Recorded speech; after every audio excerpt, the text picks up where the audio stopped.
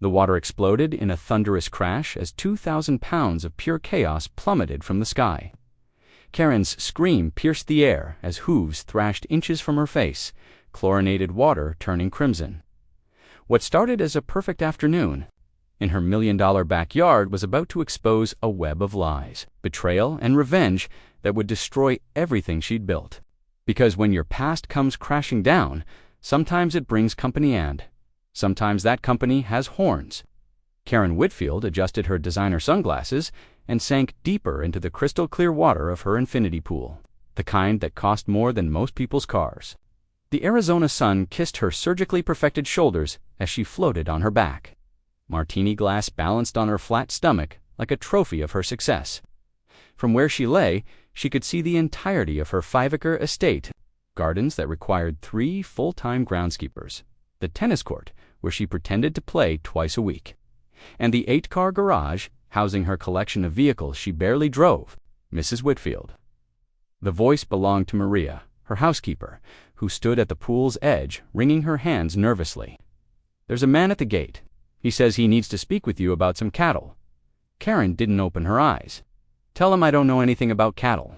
"Tell him to go away," he says. "It's urgent, ma'am. Something about your property line." Now Karen's eyes snapped open, ice blue and sharp as winter. She'd worked too hard to build this paradise, to let some rancher with dirty boots and a sun-weathered face disturb her peace. 15 years ago, she'd been Karen McKinnon, living in a double-wide trailer on the wrong side of Tucson, serving coffee and dodging her drunk father's fists. Now she was Karen Whitfield, wife to real estate mogul Richard Whitfield, queen of Phoenix's most exclusive neighborhood. Property line? Karen pushed herself upright in the pool, water cascading off her like she was emerging from some expensive commercial. "Maria, call security. Have them escort whoever it is off the premises." "Ma'am, he has papers, legal papers." The martini glass slipped from Karen's fingers, sinking to the pool's bottom in slow motion. She watched it descend, a crystal reminder that even the most perfect things could shatter without warning. "What kind of papers?" Before Maria could answer, a man's voice boomed from the direction of the house. "Karen McKinnon, I know you're back there." Karen's blood turned to ice water. Nobody had called her by that name in over a decade. She pulled herself from the pool with practiced grace, wrapping a silk robe around her body that cost more than most people made in a month. Her bare feet slapped against the heated stone as she marched toward the commotion, each step building the rage that had carried her from trailer park to mansion. At the edge of her perfectly landscaped patio stood a man who looked like he'd stepped out of a Western movie, worn jeans, scuffed boots, and a cowboy hat that had seen better decades. His face was leather tough from years under the sun, and his eyes held the kind of hardness that came from losing everything and having nothing left to lose. "Who the hell are you? And how did you get past my security?" Karen's voice could have cut glass. The man smiled, but it didn't reach his eyes. "Name's Jake Morrison. And I got past your security the same way I got past your lies, Karen persistence. I don't know any Jake Morrison, and my name isn't your name, is Karen McKinnon, daughter of Buck McKinnon, who used to run cattle on land that included what's now your fancy swimming pool." Jake pulled a manila envelope from his jacket. Land that was sold illegally 15 years ago by a scared 17-year-old girl who forged her dead mother's signature on the deed.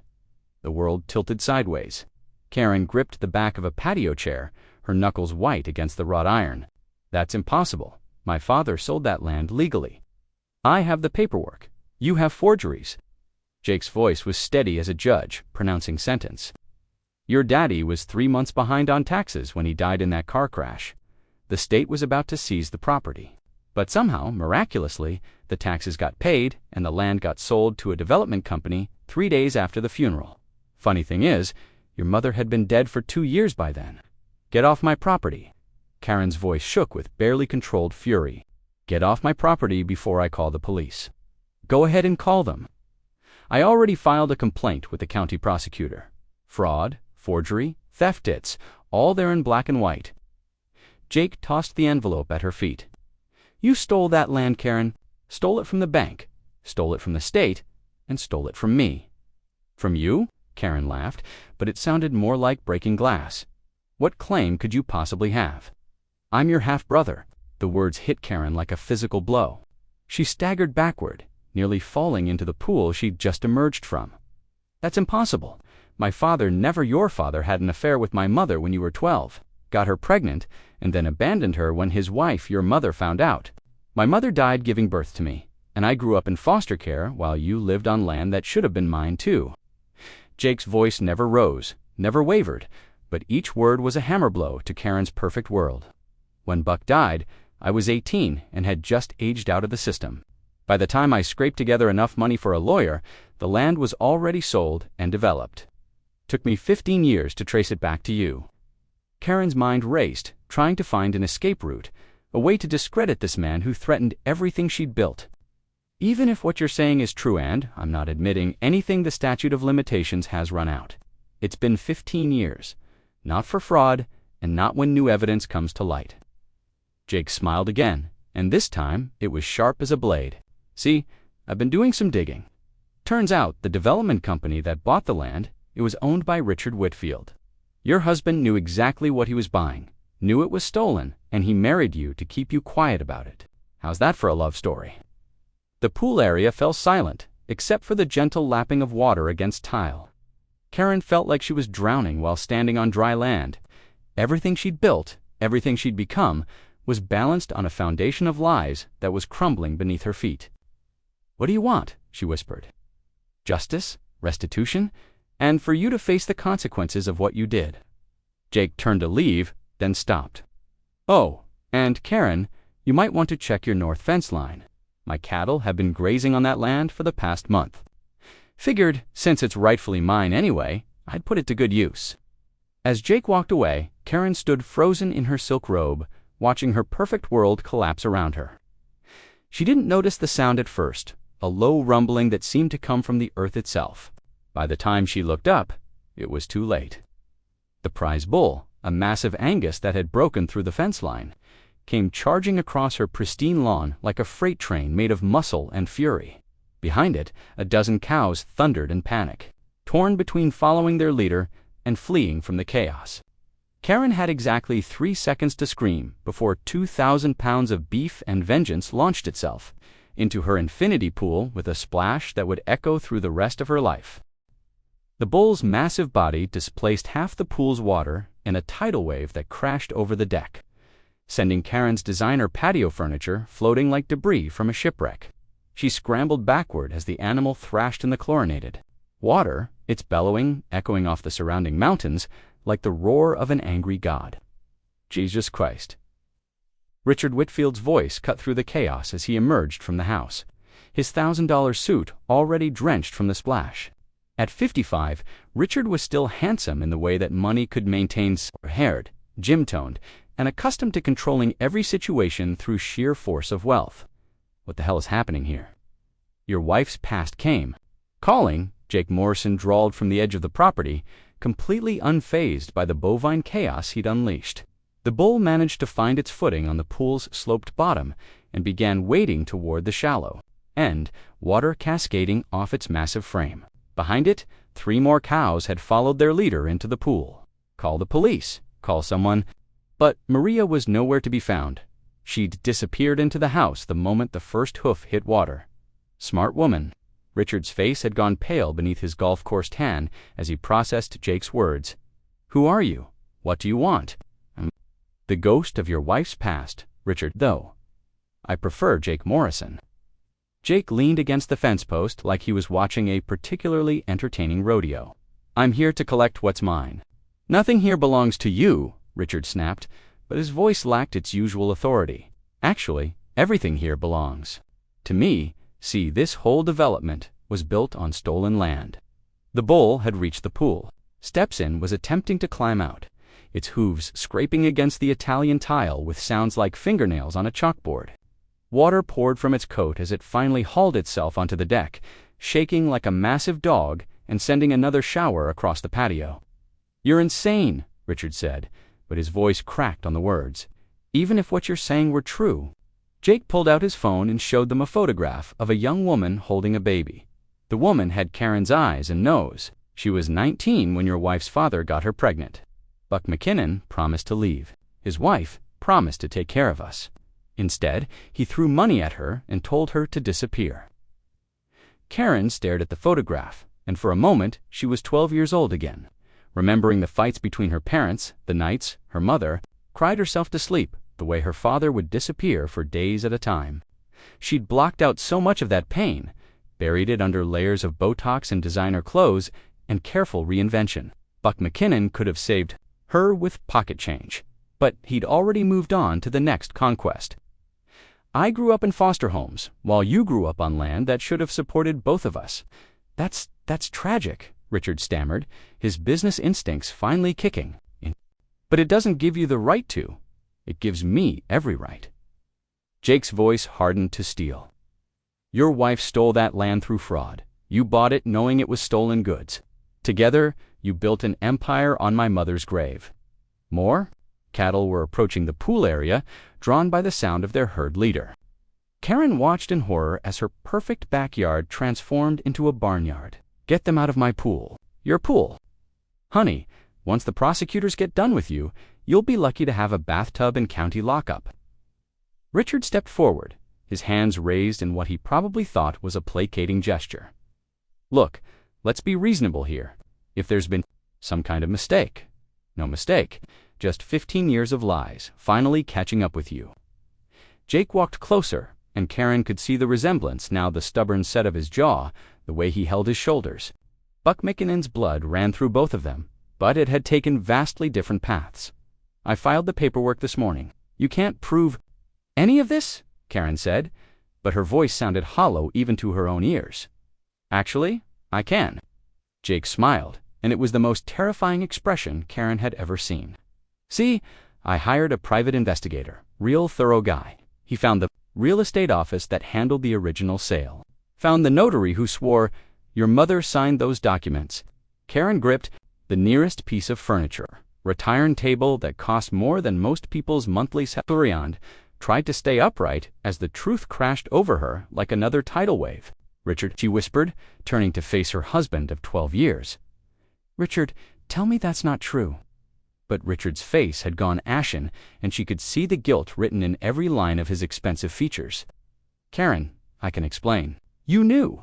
You knew the whole time. Karen's voice rose to a shriek that competed with the lowing of the cattle. Our marriage was a business arrangement. You got what you wanted, Richard said, his mask finally slipping to reveal the cold calculator beneath. Money, status, security. You went from trailer trash to society queen. Don't act like you didn't benefit from the deal. The slap echoed across the pool deck like a gunshot. Karen's palm stung from the impact, and Richard's cheek blazed red. With the imprint of her hand, for a moment, husband and wife stared at each other across a chasm that had suddenly opened between them. 15 years of shared lies crumbling into dust. Well, Jake said into the silence, this is better than cable TV. The bull, apparently bored with the human drama, had wandered over to Karen's prize-winning rose garden and was methodically destroying months of careful cultivation. Each flower that disappeared into its massive maw represented hours of work. By her gardening staff, thousands of dollars in maintenance, and the perfect Instagram photos that maintained her social media presence. Stop him, Karen shrieked, running toward the garden in her bare feet and silk robe. Stop him right now. But Jake made no move to intervene. Instead, he pulled out his phone and began recording as Karen slipped on the wet deck and went down. Hard, her designer robe riding up to reveal the kind of underwear that cost more than most people's car payments.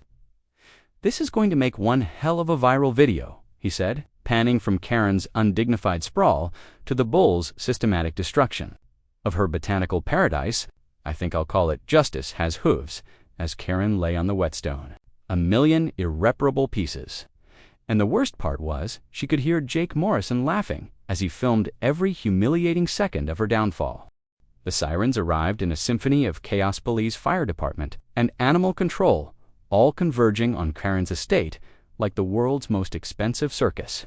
Sheriff's Deputy Maria Santos stepped out of her cruiser and surveyed the scene with the wary expression of someone who'd seen everything Arizona had to offer, but never quite this combination. Ma'am, are you injured? Deputy Santos asked, helping Karen to her feet with professional courtesy that somehow felt more humiliating than Jake's mockery. "I'm fine," Karen lied, pulling her sodden robe tighter around her body. She wasn't fine. Her left hip throbbed where she'd hit the stone. Her pride was in tatters, and her marriage had just imploded in front of a stranger with a smartphone. "I need you to arrest that man for trespassing and destruction of property." Deputy Santos followed Karen's pointing finger to Jake, who was now leaning against his pickup truck parked outside the gate, still filming as animal control officers attempted to coax the bull out of the pool with a combination of feed buckets and prayer. "That would be Jake Morrison," the deputy said, consulting her notepad. "He's the one who called us. Says he's the rightful owner of this property." "That's impossible," Richard interjected, his business persona reasserting itself despite his soaked designer clothes. "I have the deed, the title, all the legal documentation that's currently under investigation by the district attorney's office." Deputy Santos said dryly, "Mr. Morrison provided quite a compelling packet of evidence when he filed his complaint this morning. Seems there's some question about the legitimacy of the original land sale." Karen felt the blood drain from her face. "What kind of investigation?" "The kind that involves fraud detectives and forensic accountants." The deputy's radio crackled, and she stepped away to respond, leaving Karen and Richard standing in their destroyed paradise like survivors of a natural disaster. "We need to call the lawyers," Richard whispered urgently. "We need to control this situation before..." "Before what?" Karen's voice was raw with betrayal. "Before everyone finds out you married me to cover up your crimes, before the whole world sees that video of me face down in pool water while a cow destroys my garden." "Keep your voice down," Richard hissed, glancing toward the growing crowd of emergency responders. "We can fix this. We just need to fix this." Karen laughed, and it sounded like glass breaking. "Richard, there's a bull in my swimming pool, and my half-brother is live-streaming my nervous breakdown. I don't think this is fixable." The animal control officers had finally managed to get ropes around the bull and were attempting to guide it toward the pool steps.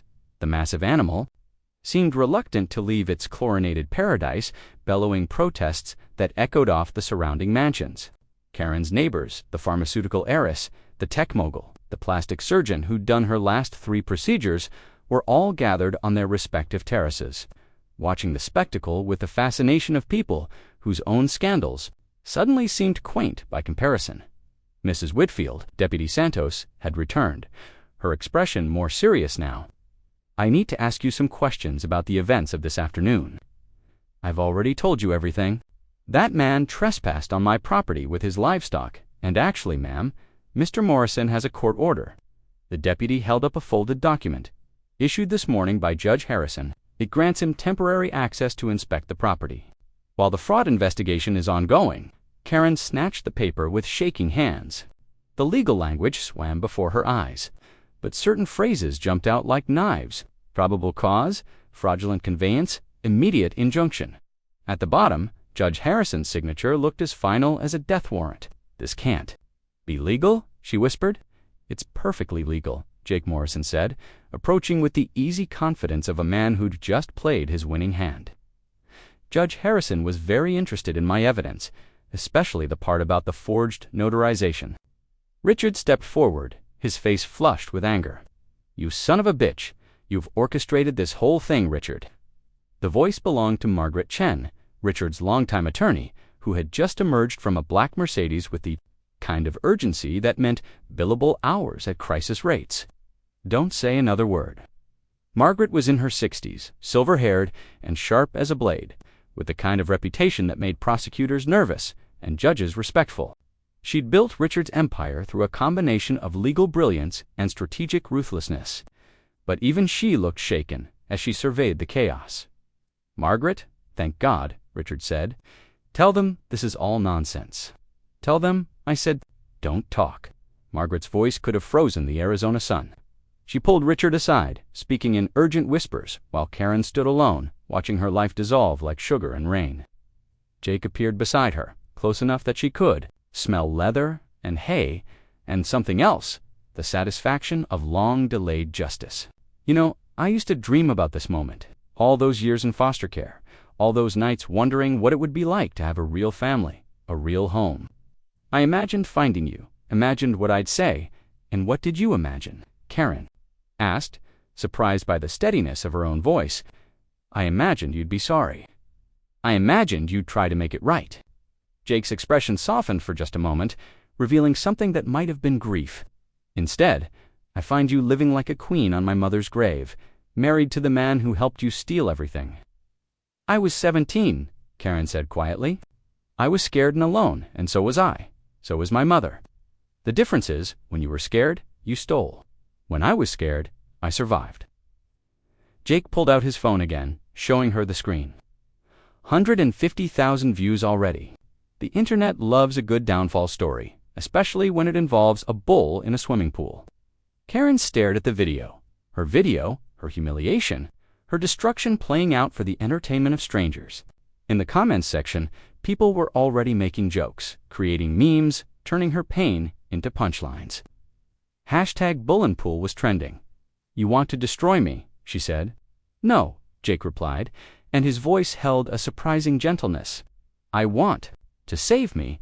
I want to finally have something that's mine, something that connects me to family, even if that family never wanted me.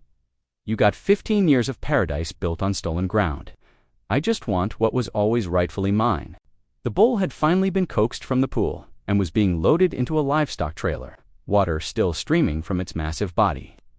The other cattle had been rounded up and were following their leader into captivity, leaving behind a yard that looked like a battlefield. Margaret Chen approached, her face grim as a funeral director's. "Karen, Richard, we need to talk." Privately, they retreated to Richard's study, a room lined with law books and business awards that now seemed as substantial as stage props.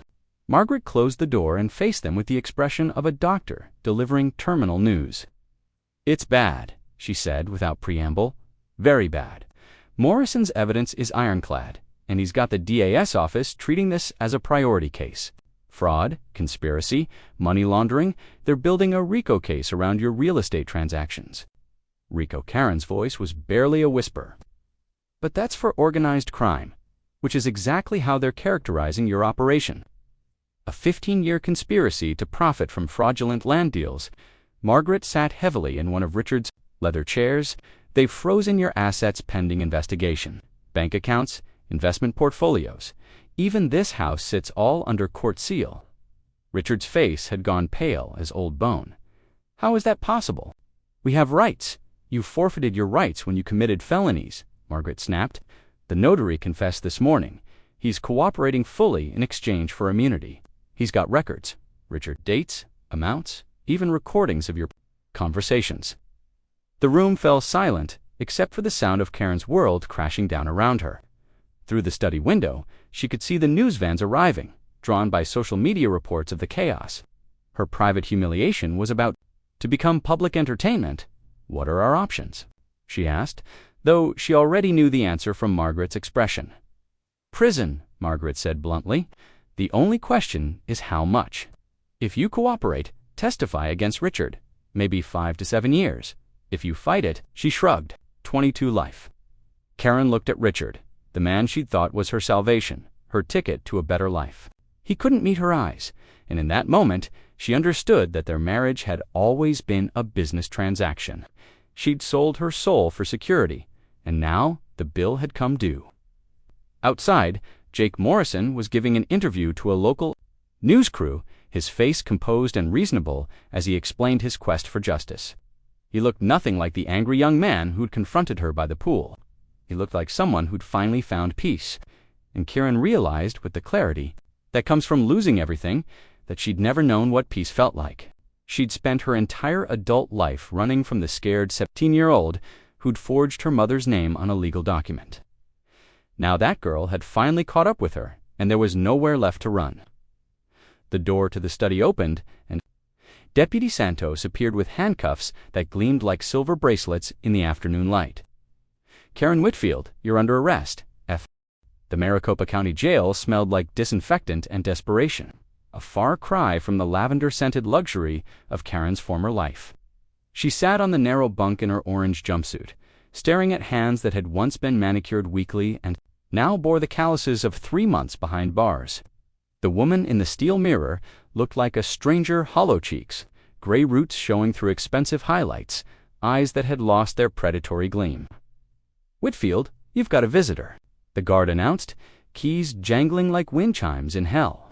Karen shuffled through the corridors in regulation slip-on shoes, past women whose stories she'd never bothered to imagine when she was living in her glass tower. Now she was one of them, another cautionary tale about falling from grace. Margaret? Chen sat across from her in the visiting room, looking older and more tired than Karen had ever seen her. The lawyer's usual armor of perfect composure had cracked, revealing the exhaustion of someone fighting an unwinnable war. "How are you holding up?" Margaret asked, though her tone suggested she already knew the answer. "Like a woman facing 20 years in federal prison," Karen replied. "How do you think I'm holding up?" Margaret opened her briefcase and pulled out a thick manila folder. "I have news. Some good, some terrible. Which do you want first?" "Give me the terrible. I'm building up an immunity. Richard's cooperating. With the prosecution, full cooperation. Names, dates, bank records.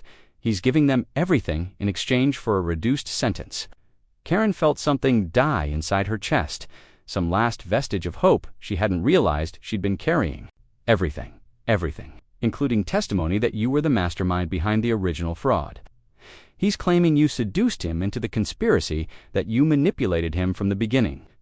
Margaret's voice was clinical, but Karen could see the anger simmering beneath the professional facade.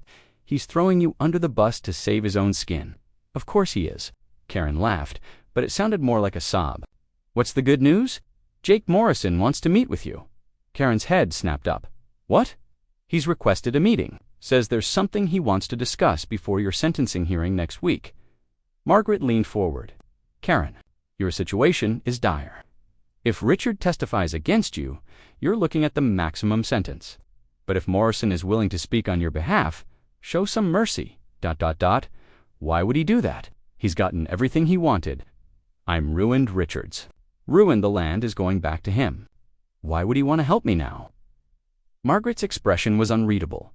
"I don't know. But at this point, we can't afford to ignore any potential allies." 2 days later, Karen sat in a different room, this one reserved for attorney conferences. Jake Morrison entered, wearing jeans and a button-down shirt that probably cost less than one of her former handbags. He looked comfortable in his own skin, in a way that Karen had never managed, despite all her wealth and surgery. "Hello, Karen." He sat across from her, his hands folded on the scarred table between them. "Come to gloat?" she asked. "Enjoy the view from your moral high ground?" "Actually, I came to understand." Jake's voice was quieter than she remembered. Stripped of the righteous anger that had fueled their first confrontation, "I've been carrying this rage for so long, I forgot what it felt like to live without it. Now that I've got my justice, I realized something was missing." "What's that, Answers?" "I know what you did, but I don't know why. I don't know who you really are beneath all the lies and designer clothes." Karen studied his face, looking for the trap, the hidden agenda. But all she saw was a man seeking truth in a world built on deception. "Why does it matter now?" "Because you're my sister, the only family I have left." Jake's voice cracked slightly on the words. "I spent 30 years hating the idea of you. Maybe it's time I tried understanding the reality." For a long moment, neither of them spoke. Then Karen began to talk, and once she started, she couldn't stop. The words poured out like water from a broken dam. Poverty, the fear, the desperate hunger for something better. She told him about Buck McKinnon's drunken rages, about finding her mother's body after the overdose, about the 17-year-old girl who'd signed a false name because she couldn't face living in that trailer for one more day. "I wasn't trying to steal from you," she said finally. "I didn't even know you existed. I was just trying to survive, trying to escape a life that was killing me one day at a time." Jake listened without judgment, his expression growing softer. As the story unfolded, what happened to that girl? The one who was just trying to survive? She became me, and I became her worst nightmare. Karen wiped her eyes with the back of her hand. "I turned into everything I used to hate, selfish, cold, willing to step on anyone to get what I wanted. I became our father." "No," Jake said. Firmly, Buck McKinnon abandoned his responsibilities. "You faced yours, even if you handled them badly. There's a difference, is there? I destroyed lives, Jake. I destroyed yours. You delayed mine. There's a difference there, too. Jake reached across the table and, after a moment's hesitation, took her hand. His fingers were calloused from honest work, warm against her prison pale skin. I got the land back. I'm building something. They're a ranch, a real operation. It's what my mother would have wanted. I'm glad, Karen said, and meant it. I'm glad something good came from all this destruction. Something good could still come from it. Jake's grip tightened on her hand. The prosecutors offered you a deal. Testify against Richard, help them unravel the rest of his operations, and you could be out in 5 years instead of 20. I know, Margaret told me. Are you going to take it? Karen was quiet for a long time, staring at their joined hands. Brother and sister, united by blood and divided by choices, finding each other on opposite sides of a prison table. Would you, if you were me? I don't know. But I know this Richard Whitfield used you just like Buck McKinnon used my mother. The difference is, you have a chance to make different choices now. What if I testify and they still give me the maximum sentence? What if cooperation doesn't matter? Then at least you'll know you tried to do the right thing, even if it was 20 years too late. Jake stood to leave, then paused. Karen, there's something else. When you get out, however long it takes, there will be a place for you at the ranch. It's not much, but it's honest work and honest pay. Family should have somewhere to go. Karen stared at him in disbelief. After everything I've done to you, you'd offer me a job. I'd offer you a chance to find out who you really are, when you're not running from your past. Jake smiled, and for the first time it reached his eyes. Besides, someone's got to help me keep those cows out of swimming pools. After he left, Karen sat alone in the conference room, processing what had just happened. Her half-brother, the man whose life she'd inadvertently stolen, had just offered her redemption. Not forgiveness exactly, but something better. The possibility of becoming someone worth forgiving. 3 days later, Karen Whitfield stood before federal judge Patricia Harrison and accepted the prosecution's deal. She would testify against Richard, provide evidence about their real estate conspiracies, and serve a minimum of 5 years in federal prison. In exchange, she would receive protection during her incarceration and a chance at a life after her release. Richard sat across the courtroom in his own orange jumpsuit, his face a mask of betrayal and rage. When their eyes met, Karen felt nothing, no love, no hate, no regret. Just the cold satisfaction of finally telling the truth about someone who'd used her as thoroughly as she'd used everyone else. Your Honor, Karen said, when asked if she understood the terms of her plea agreement, I accept full responsibility for my actions. I stole land that didn't belong to me. I forged documents, and I built a life on lies. I can't undo the harm I've caused, but I can make sure the truth comes out. As the guards led her back to her cell, Karen caught sight of Jake Morrison in the gallery. He nodded once, a gesture of respect, perhaps even the beginning of something that might one day become familial affection. For the first time in her adult life, Karen Whitfield felt something that had nothing to do with money or status or designer clothes.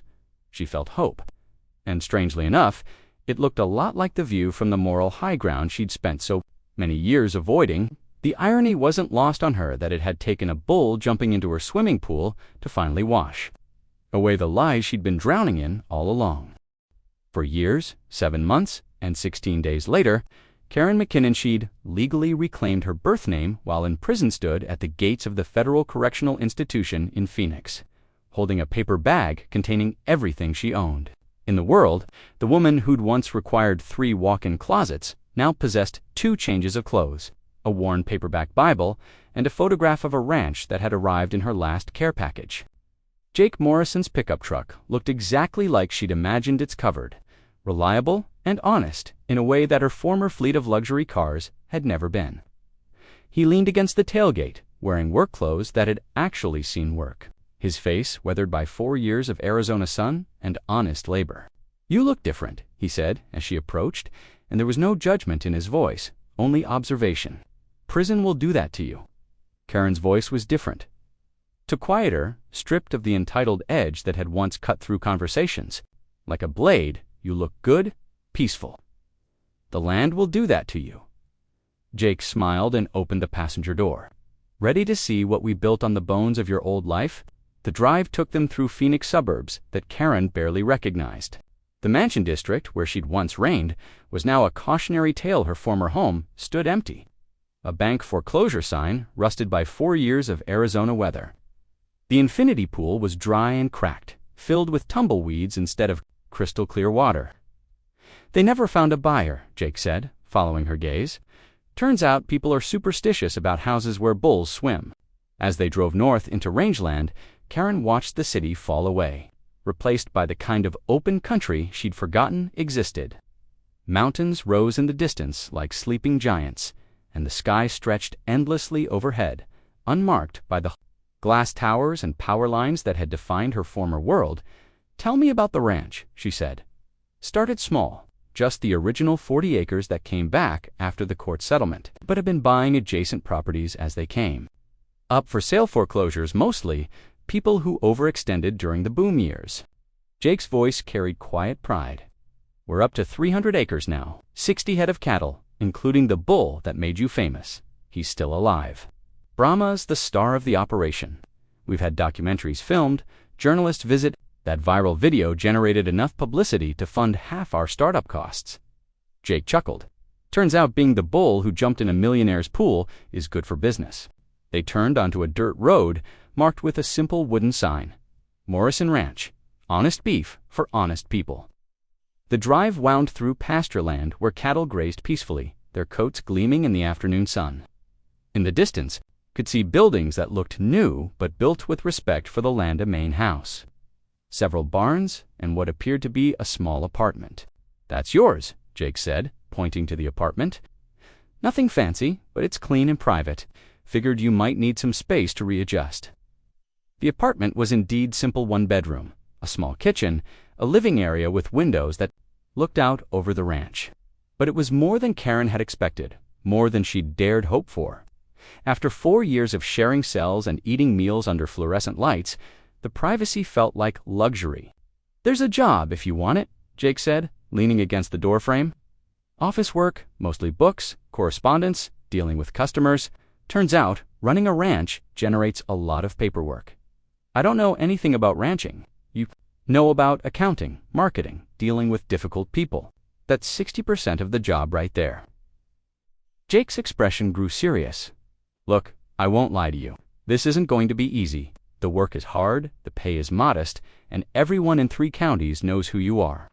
Some folks might never forgive you for what you did. And you, do you forgive me?" Jake was quiet for a long moment, his eyes scanning the horizon where his cattle grazed on land that had finally come home. "I think forgiveness is the wrong word. What you did was wrong, and we can't change that. But you paid your debt, and you helped put Richard Whitfield away for 20 years. Most importantly, you're here now, ready to do honest work. That's enough for me." Karen nodded, understanding that this was as close to absolution as she would ever get, and perhaps it was enough. Her first weeks at Morrison Ranch were harder than she'd anticipated. Her hands, soft from years of prison library work, cracked and bled from handling papers roughened by ranch dust. Her back ached from hours bent over ledgers and invoices. The work was tedious, demanding, and absolutely nothing like the glamorous executive role she'd once played. It was also the most satisfying work she'd ever done. Every invoice represented real cattle sold to real families. Every payment received meant Jake could invest in better feed, improved facilities, or additional land. The ranch was growing, prospering through honest labor and careful management, and Karen was part of that success. The first customer who recognized her was a restaurant owner from Scottsdale, a woman named Linda who'd once attended charity galas where Karen held court. Linda's face went through a sequence of emotions: recognition, shock, disgust, and finally something that might have been pity. "So this is what you've come to," Linda said, her voice dripping with the kind of superiority that Karen had once wielded like a weapon. "This is what I've chosen," Karen replied evenly. "Will you be paying by check or card for the beef order?" The interaction stung, but it also clarified something important. Karen wasn't hiding from her past anymore. She was building on it, using the ruins of her former life as foundation for something better. News of Karen's employment spread through local society like wildfire. Some customers canceled orders, unwilling to do business with that criminal woman. Others came specifically to gawk, to see how far the mighty had fallen. A precious few treated her like any other employee, judging her on the quality of her work rather than the mistakes of her past. "Let them talk," Jake said. One evening, as they reviewed the day's orders on his front porch, gossip fades. 6 months into her employment, disaster struck in the form of a late spring storm that brought hail the size of golf balls and winds that flattened fencing across 2 counties. Morrison Ranch lost 12 head of cattle when the herd scattered. Through broken fence lines, and the repair costs threatened to wipe out a year's worth of profits. "We'll figure it out," Jake said, but Karen could see the worry lines deepening around his eyes. That night, Karen made a phone call she'd been avoiding for over a year. The voice that answered was crisper, more professional than she remembered, but unmistakably familiar. "Margaret, it's Karen McKinnon." Margaret Chen's silence stretched long enough that Karen wondered if the connection had dropped. "Karen, I wasn't sure I'd ever hear from you again. I need a favor, actually. Jake needs a favor, but I'm the one asking." Karen explained the situation, the storm damage, the financial strain, the threat to everything Jake had built. "I know I have no right to ask this, but is there any way to access my victim restitution fund, even a loan against it?" Karen, Margaret's voice, was gentler than it had been during the legal proceedings. "There is no restitution fund. You lost everything. Remember, the house, the cars, the investments, it all went to pay back Richard's victims." "I know, but there might be something else." Karen took a deep breath. "My jewelry, the pieces I owned before I married Richard, they should have been separate property, not subject to forfeiture. I never claimed them because I was too proud, too ashamed. But if they're still in evidence, that's a very long shot. It's the only shot I have." 3 weeks later, a small package arrived at Morrison Ranch containing the jewelry Karen had worn during her years as a society queen: diamond earrings, sapphire necklaces, watches that cost more than most people's cars, trinkets from a life she no longer recognized as her own. The auction brought in enough money to repair all the fencing, upgrade the ranch's water system, and purchase 10 additional head of cattle. When the final gavel fell, Jake looked at Karen with something approaching. "Ah, you didn't have to do that." "Yes, I did." Karen watched the last of her former life disappear into the hands of strangers who would never know its true cost. "Those things belonged to someone I used to be. The ranch belongs to who we are now." That evening, as they sat on the porch watching the sunset paint the mountains red and gold, Jake raised a bottle of beer in salute.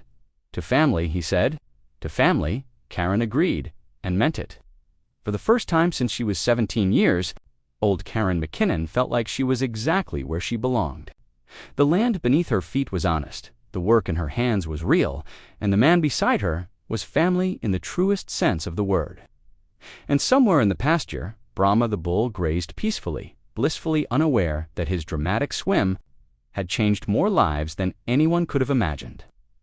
Sometimes justice came with sirens and handcuffs.